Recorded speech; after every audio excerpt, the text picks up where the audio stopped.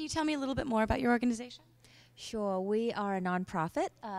We got started in January of this year, 2011, and we're all about connecting the social sector, the nonprofit sector, with the capital markets. And I know that there's been a lot of word talking about what the capital markets are over the last couple of days, and we really want to emphasize that we're connecting the social sector to the financial and the investment capital markets as opposed to the philanthropic capital markets.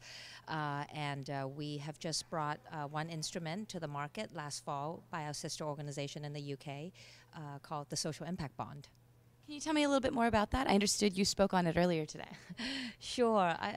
We might take a little while to explain this thing. I don't know how brief this interview is, but essentially a social impact bond is a financial instrument whereby investors front the working capital of great nonprofits so that they can go out and deliver social programs.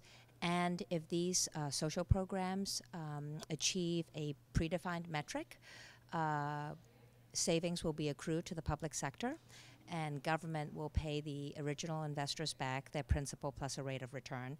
And if the metrics are not hit, the government owes nothing, and the investors lose their capital. And the first application of this instrument was started last year by our UK sister organization, targeted at reducing the recidivism rate.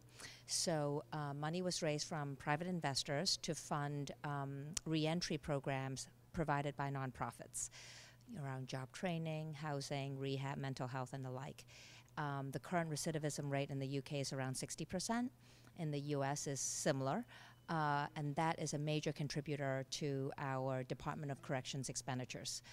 So if we can reduce the recidivism rate by supporting the ex-offenders when they walk out of the gates upon their release, and try to reduce the revolving door activity, if you will, government can save a lot of money. So we raise private money to fund reentry programs provided by not-for-profit service providers.